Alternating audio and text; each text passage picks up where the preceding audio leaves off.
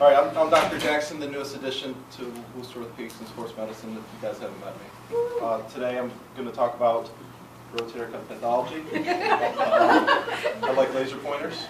So, at any rate, so what we're going to kind of touch on today is kind of the background of rotator cuffs, the anatomy, clinical presentation of the patients, how to diagnose it, and how to treat it.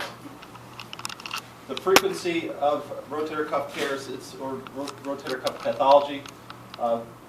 Shoulder pain is the third most common musculoskeletal complaint after neck pain and back pain. We probably could see more back pain here if we allowed it to happen, because it is a very common complaint that people come with. Most commonly, the injury is actually it's over 6 years old, probably the highest incidence of rotator cuff tears. They include partial thickness rotator cuff tears and full thickness rotator cuff tears, and we'll kind of talk about that here in a little bit. Partial thickness is more common than full thickness, and what that means, they're kind of broke down into articular, bursal, or intertendinous. So the connection of the rotator cuff is, the footprint to the whole hand. Articular surface would be on the inside, and I'll touch on this again. Bursal would be on the outside, and then intertendinous would be like in the middle. They sometimes will progress to become full thickness. There are some people that have full thickness rotator cuff tears that don't have any pain and they have good function. And actually, I think the research shows that there's actually a very high number of people that have a rotator cuff tear that don't even know. Quick on the anatomy, the shoulder has 4 different joints. You have the glenohumeral joint, which is the ball and socket. You have the scapulothoracic, which is where your shoulder blade rubs on your thoracic cage. The acromioclavicular joint, which is up here on top, and the sternoclavicular, which is near the breastbone. The majority of the motion occurs at the glenohumeral joint and the scapulothoracic joint. It's a ratio of 2 to 1. So for every degree of motion you have for every 2 degrees of the glenohumeral joint, the scapulothoracic joint moves about 1 degree for a total of 180 degrees of motion, and then you have some ligaments to stabilize that, including negative pressure, which is, I think, kind of interesting. So that the joint actually creates a negative pressure to keep everything nice and tight. The stabilizers of the shoulder, you have the rotator cuff.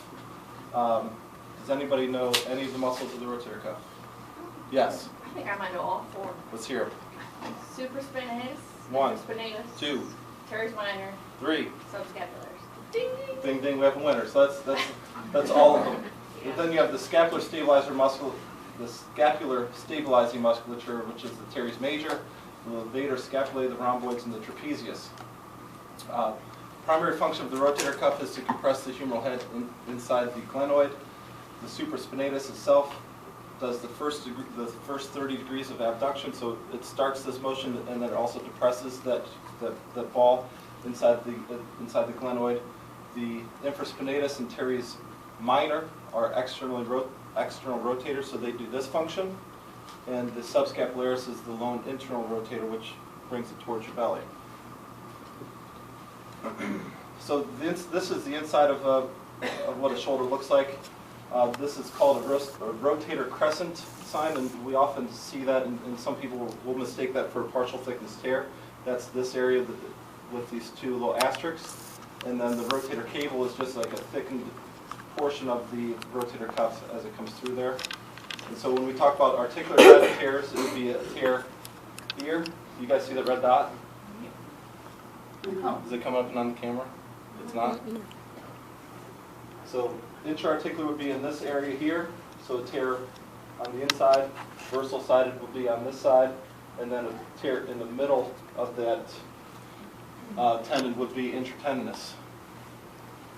The suprascapular artery is the primary blood supply of this, and the reason I bring this up, the reason that this is important, is because there's an area of hypovascularity near the lateral portion of the articular side of the supraspinatus in this region here. And this is one of the reasons why articular-sided partial tears are more common than bursal-sided. Another reason for that, really gets into the nitty-gritty. The collagen formation on the inside is thinner and less uniform as opposed to the outer portion on the bursal side, which are thick and parallel, so it's stronger. So the pathogenesis, or the reason people have rotator cuff tears, there are several. Degenerative, meaning they're getting old. Vascularity of the cuff itself. It's actually pretty unusual to have somebody that's under 35. If somebody comes under 35 and has a rotator cuff tear, it's pretty rare. It does happen from time to time, but certainly it's not something that we're thinking of automatically when they come in. Extrinsic factors would be like impingement. I'm certain you guys have heard of impingement syndrome, and that would be where that rotator cuff is getting pinched, and there's some trauma from that. Repetitive microtrauma, that impingement will cause that, and then these extrinsic factors can cause both articular and bursal-sided tears. Traumatic injuries, these often, again, articular-sided occur more than bursal. But oftentimes, if somebody dislocates their shoulder, a car accident, and some sort of major trauma, that can cause a rotator cuff tear. For a lot of the MAs that are in the rooms, you probably hear, and I don't know if you hear this all the time, type 2 acromion. We're looking at x-rays, the doctors say you have type 2 acromion. And I don't know if you guys know what that means, but this is what it means. This was described by a guy named Gigliani in 1986. So a type 1 acromion is flat.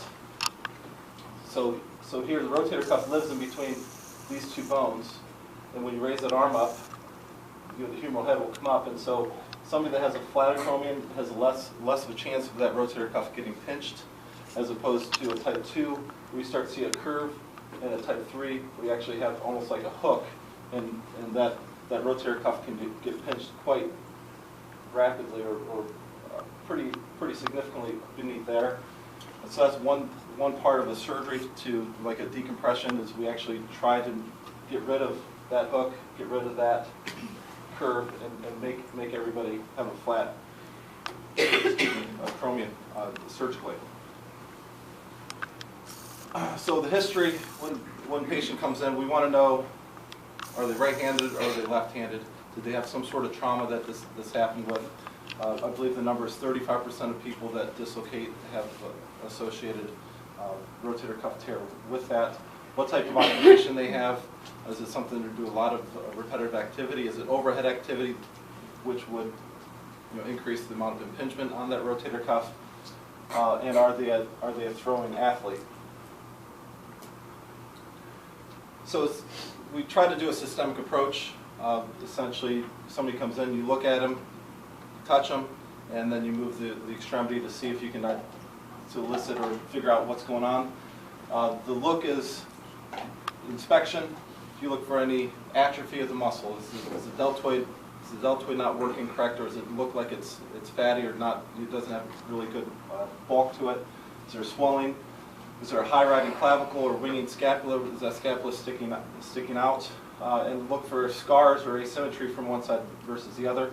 A lot of times, if somebody's right-handed, their right shoulder will be slightly lower than the other. Another thing is if they have a chronic rotator cuff, you actually might see that the humeral head start elevating and kind of dislocating or subluxing superiorly and anteriorly.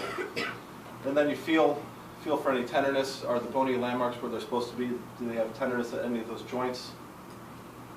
And then move their arm. You want to check the active motion and the passive motion. Those things will tell you different things. So actively try to have somebody raise their arm in flexion, extension, internal and external rotation, and compare that to if they have the same motion passively. So if somebody's only able to raise their arm this high, as a physician, can we examine their arm and can we actually raise it up, and is there a difference between the two? And that will help delineate the type of issue they have, and of course, extremely important, document the findings to make it fact. If it's not written down, it didn't happen. Evaluation or examination of the cervical spine is also extremely important. We had a case yesterday where it was referred to me because of a high-grade partial thickness rotator cuff tear. You would think it's going to be something, hey, this guy's going to need surgery on his arm. And come to find out, he also had an MRI of his cervical spine. He had an absolutely enormous disc herniation pushing on the nerve roots going into his arm. Previous injection didn't help him, so instead of having surgery on his shoulder, which he thought he was coming in to have, he's getting sent to a spine surgeon because I think his neck's going to need surgery first. Now his shoulder may be an issue, but we need to delineate the two. So if I take that guy to surgery, and he thinks he's going to feel better, next thing you know, he comes out of surgery 3 months later, he's like, "Doc, my shoulder's killing me." Then find that later that you didn't help yourself. He kind of thinks, "Why didn't you look at this before?" So the neck can refer pain to the shoulder. Okay. So rotator cuff tests. The rotator cuff. When you're looking at the rotator cuff, is pain? Is their biggest issue? Is it pain? Is it weakness?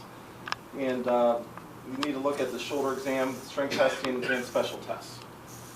So the first test is Job's test. I learned this as the Speed's test. I don't know what you guys called it in therapy. Empty can test. So essentially, it's the empty can test. It's 30 degrees of scaption, I guess we call it. There were 90 degrees of scaption, 30 degrees off of abduction, thumb down, and that puts pressure. You're looking for any pathology in the shoulder causing some pain. Lift-off test. This is a specific test for isolated rupture of the subscapularis, which is the internal rotator. This is one you put your hand behind your back, and you have the patient try to lift their hand off of their back, and that would be checking the strength of the rotator cuff or of the subscapularis specifically. I think I have.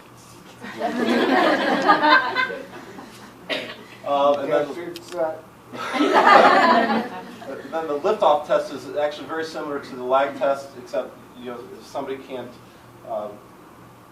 lift it off, then you can actually lift it and see if they can hold it there, and that would show you the same thing. Another test would be the belly press test, where you have them try to push their belly in, and then the palm against their abdomen. If the elbow falls posteriorly, it's because they don't have the strength of the internal rotator that should actually move a little bit forward when they push down. External rotation lag sign. This is not a test I do often. I don't know if you do this a lot, but essentially you put these patients in a rotated. You help position them externally rotated, and they should be able to hold it. And if it lags forward after you let go, then that's specifically for the infraspinatus weakness or tear. Drop sign, which is different than the drop arm test. This is not a test that I do either. I came across it. I don't know why I added it. Drop arm test essentially is you help the patient raise their arm, or they raise it, and then you ask them to bring it down slowly. A lot of times if somebody has substantial weakness in the rotator cuff, they'll get to a certain point and their arm will just drop. We call that the drop arm test. Impingement test, this is probably the most common one. Near's impingement sign, you have them elevate forward, and you put a little overpressure. This guy has a bat. It's a positive test if it causes pain. That's the sign. Then the test is actually that you inject some lidocaine in there and do the same test. And if that pain goes away, then it's a positive. That's positive. 75% sensitivity for bursitis and 88% for cuff abnormalities. It's a pretty easy test you can get without going through an MRI to really hone in on what's going on. Hawkins test. This was described by Richard Hawkins, a good friend of mine. He's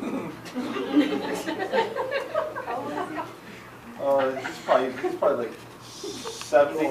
Probably your age, isn't he, Mike? So it's actually funny because I heard Dr. Hawkins speak. He's a very famous surgeon out of Colorado, Vail, Colorado, and he says he didn't name this test. I mean, he does this test. He kind of helped establish this test, and then people just started naming it after him. And he's a very humble guy, very good surgeon, and he's for whatever reason, this has become the Hawkins test, and I just thought that was kind of interesting. And I also don't quite do it this way. When I do the Hawkins test, I bring it out front of them and turn it inward. Very similar, very similar. Essentially, you're pinching the rotator cuff between the coracoacromial ligament to see if it causes any pain.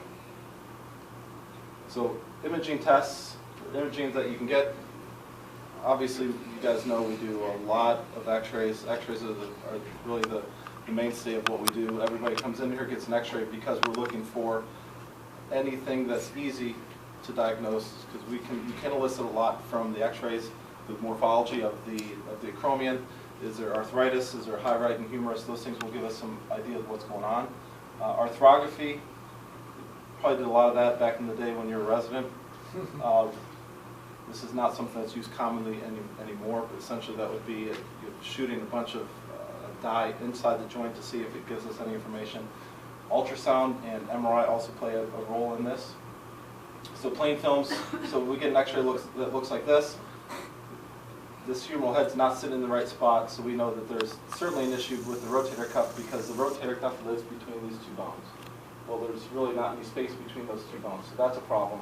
Arthritis here. This guy has either a greater tuberosity fracture or severe calcitic tendonitis. That's where the rotator cuff lives. There's space between these two for the rotator cuff, as opposed to this one, but this will give us some information. This can act like a rotator cuff tear. This will give us a good idea. It's a full thickness tear, not so much for a partial thickness tear. This would be an example of arthrography. Essentially, under fluoroscopic imaging, inject a bunch of contrast inside the shoulder, put as much in there and cause a lot of pressure, and to see if any leaks out. So it's like a balloon. So if you get it inside the balloon, we don't want it to leak out of that balloon. This is normal. On this side here, if that injection, see this little streak of fluid of the contrast. So obviously there's some way somehow that leaked out, and so there has to be a rotator cuff tear. Ultrasound, we don't order many of these, but there's a big push for a lot of orthopedic groups to get ultrasounds and do diagnostic ultrasounds in their office. They actually have really neat apps anymore where you have a handheld ultrasound machine that actually will give you a picture on your iPhone to diagnose rotator cuff tears. If we look here, this gives us, here's the deltoid, the supraspinatus tendon, greater tuberosity in the humeral head. So here's the image of what the ultrasound would look like. This here's the deltoid. Here's the rotator cuff coming in. This is the humeral head, and this is a normal intact rotator cuff, as opposed to over here. You have the deltoid, the rotator cuff, and you have this hypoechoic area, this black area. That is a tear. So it looks like a portion of that's torn, but there certainly is a high-grade partial thickness tear, meaning it's almost all the way through. A different view of essentially the same thing. Here's the deltoid, rotator cuff, the humeral head. This is normal. And we see this area here, this hypoechoic area on the ultrasound, that would be a tear. And believe it or not, these ultrasounds are pretty accurate. 87% for both MRI and ultrasound, which is pretty impressive. And it's a pretty quick, easy way of diagnosing it. This is an MRI. We have two ways of getting an MRI. We can get an regular MRI, or we can also do one with contrast inside it, which would be an MR arthrogram. Essentially the same thing. You put contrast before you go through the MRI into the shoulder to see, and that pressure and the distinction between the fluid on the inside and where that fluid goes will show us the tear. So this guy here, this MRI looks like it's a normal rotator cuff. Here's the humeral head, here's the supraspinatus, there's the acromion, and the rotator cuff looks like it's normal and intact, when in fact, after the contrast was given, you can see that all this white is the contrast, and there's certainly a separation between the two, and this is a high-grade, either partial or even a full-thickness tear. So it's definitely deceiving. You may have an MRI that looks like it's okay, but it's not necessarily okay. The classification system, we don't really need to touch on that, I don't think. Management, non-operative management, activity modification. First thing, if somebody has actually decent function, they only have pain, then I'll tell people, you need to stop doing the things that hurt for an extended period of time to see if it quits. I had a shoulder injury when I was 22. I was through therapy, months and months and months. That was the point where I thought I was going to need surgery, and finally the doc said, listen, you need to just stop lifting. You need to stop lifting overhead, change how you wash your hair, change how you get dressed. And in 6 weeks, it went away. Anti-inflammatories are a huge treatment that we prescribe often. Steroid injections and physical therapy plays a large role. So then we go to the operative. If all the conservative treatment doesn't work, then we go to operative treatment, the timing of which is questionable.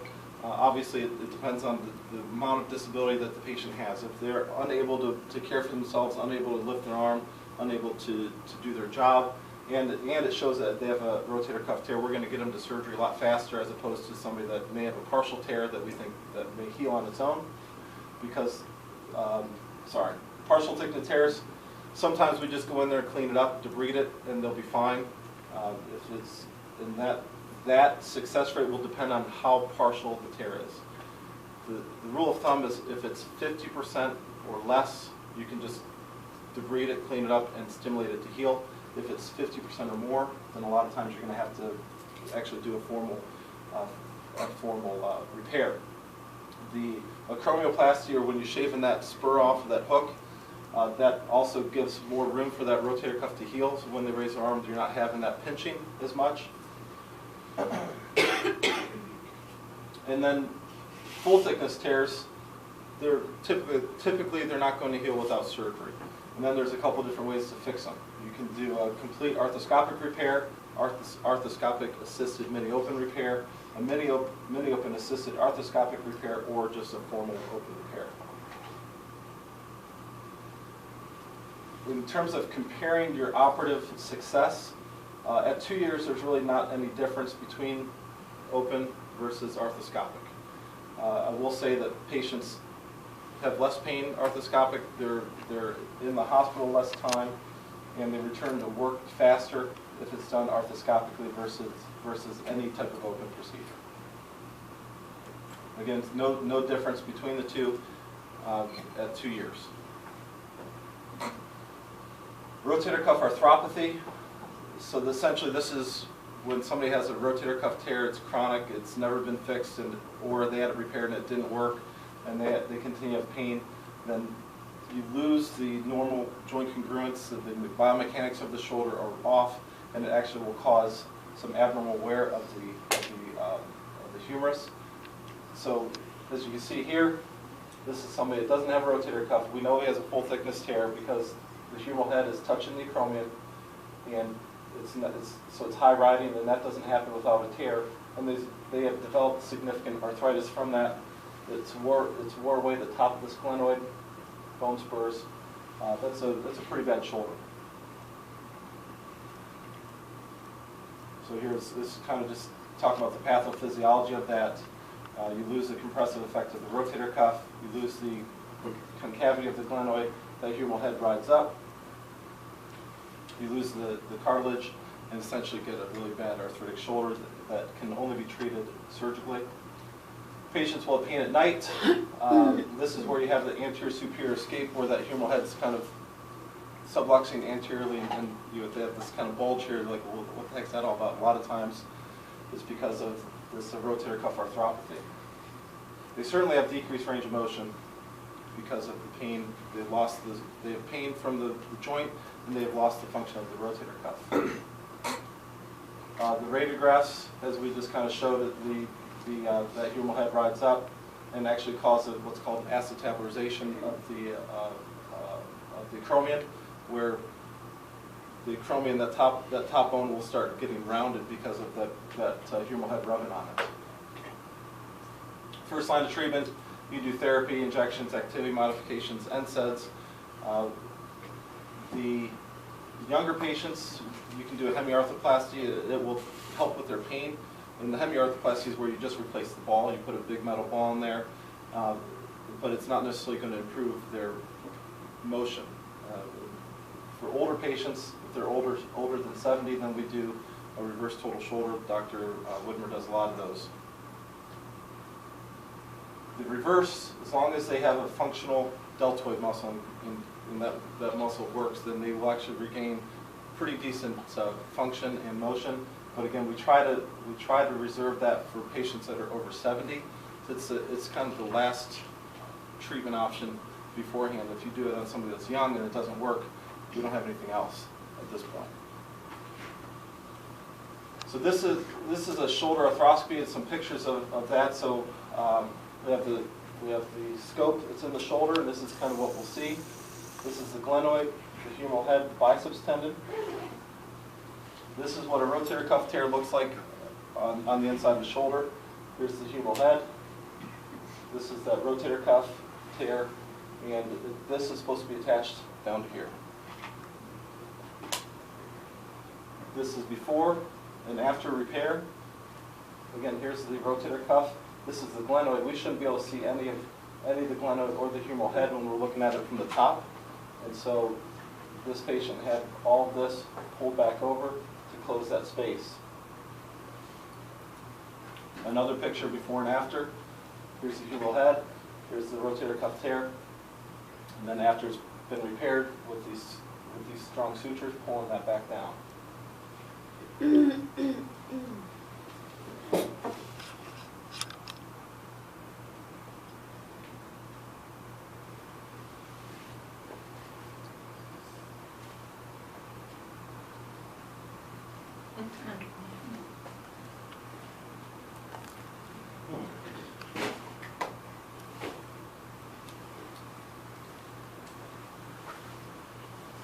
Wanted to show you guys a little bit of a quick clip of a rotator cuff surgery.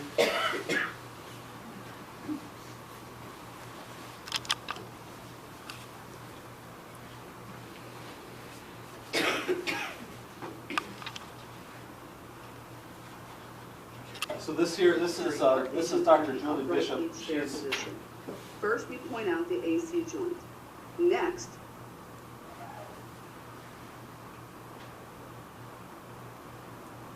she's a shoulder specialist at Ohio State. Probably the second best shoulder surgeon I know after Dr. Knappich. He's going to hear that. So essentially, this patient's positioned in a beach chair position, so they're seated and seated. This is a right shoulder, head's over here. She's drawn out all the anatomic landmarks of where she's going to make her incisions.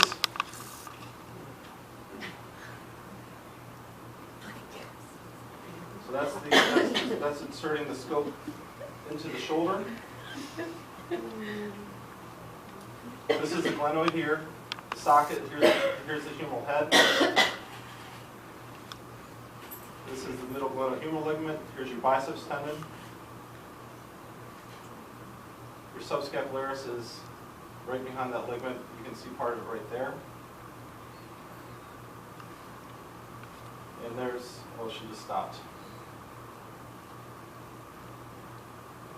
And this is the rotator cuff. So that's a rotator cuff tear. We're looking at it from the inside. Biceps tendon is down here. This rotator cuff is torn, so she's just kind of cleaning that up from the inside to get rid of that really bad friable tissue to remove that. And that's a good look at it here. That should all be attached down to that humeral head. So after that, we make a side incision, and she's now going into the subacromial space, so underneath that acromion and on top of the rotator cuff. So the rotator cuff is now down here. She's now cleaning up some of the bursal tissue, so you can see the rotator cuff really well. And there's a picture of the rotator cuff tear. This is the tear. All this tissue should be attached over here.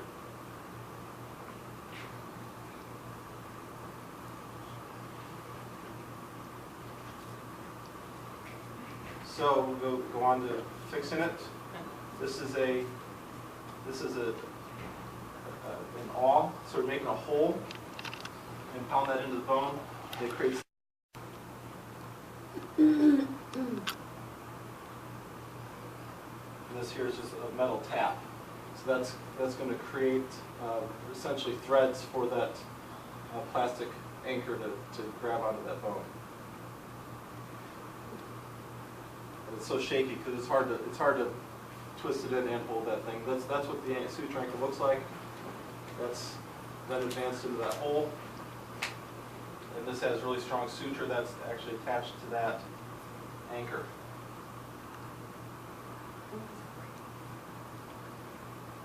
So then she's making another portal so she can grab that suture and pull it out through the front.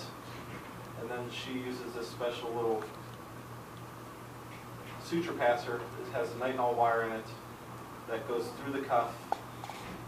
And she'll grab it and pass that suture through that cuff. And she'll do that for each of those.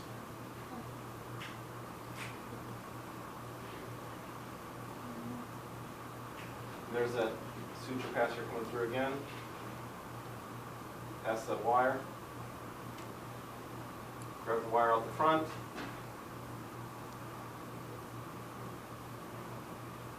Grab the suture, put that suture through that wire, and then you're going to pull that suture back through the cuff.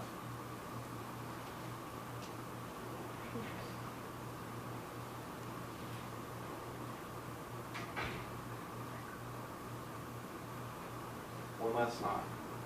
So then what you do is you take those sutures on the outside. Well, she's still passing there. Then you tie a knot on the outside. And you can actually you pull on just the one. It's a sliding locking knot. You pull on the one, it advances that. You see the knot just go right in on top of that rotator cuff, pulling that down.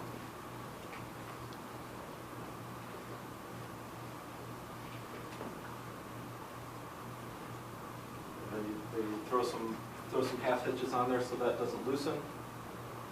Keep it nice and tight. And in this circumstance, she actually takes those sutures.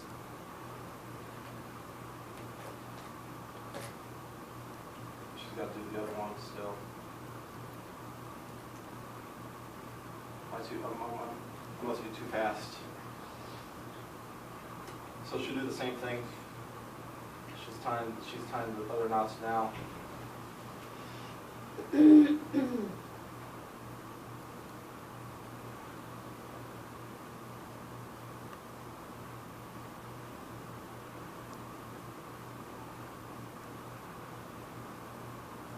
So what she's doing here, she's actually taking one limb from each of those knots, and she's making it's called a lateral row repair. So she's putting those two into another anchor on the outside on the lateral aspect of the greater tuberosity. She's making another hole, and then she has this little implant that pushes that anchor, pushes that suture in, and then there's a clear anchor that you'll start to see here in a second. That's actually a clear anchor. Now it's in, and that will hold it there, and she'll then trim that suture off.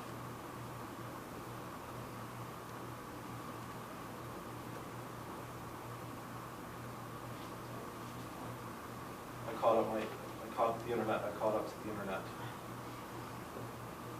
So this is called a double row repair. There's a lot of different ways to repair these. Here's that second anchor going in, or I guess this would be the third anchor.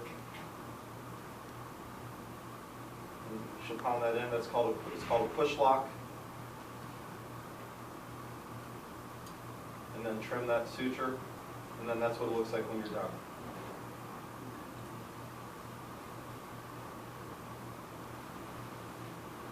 So this is what we call a double row repair. So the medial row is that anchor that you put right about here, tie the knots, and then pull a second row of anchors on the outside. There's a lot of different ways that these can be fixed. There's a lot of different implants that could be used to do this. I think this was recorded in 2013. So some of the implants are even different now than they were then. How deep do you go into the bone? Everything's magnified there, and millimeter-wise, how deep are the anchors? So the anchors Like those anchors there are, because you want to get some cortical fixation, so you're making the hole, and the anchor typically will stop right at the cortex. So you don't want to get it too deep because that bone is not nice and strong. The cortical bone is the strongest, so it's really the anchors are probably about 15 millimeters long, and so that's the deepest point of that anchor is 15 millimeters. Do you have to change for the size of the patient ever, or the anchors all kind of standard? The anchors are all standard. Okay. You have 4.5 millimeter, 5.5 millimeter, to 6.5 millimeter typically, and there's different materials. A metal anchor is going to be a lot stronger in terms of hold, and I typically use 5.5 millimeter anchors, but I have been in a situation where I put that anchor in and you're trying to tie, you're putting pressure on it and the anchor will pull out of the bone. If that happens, you have to essentially start over and take all that suture out, and then you either get a larger metal anchor or just a larger plastic anchor to try to fill the space, and then hope that the bone will hold it, because that's probably about the biggest that you have. Anybody have any other questions? How long is the procedure? All said and done with your homeoplasty and the rotator cuff repair, it's probably about an hour. And the recovery is not fun. It's a long recovery. And you guys know patients are miserable for a long time. I usually tell patients it's going to be 9 months to a year before they kind of forget that they had surgery.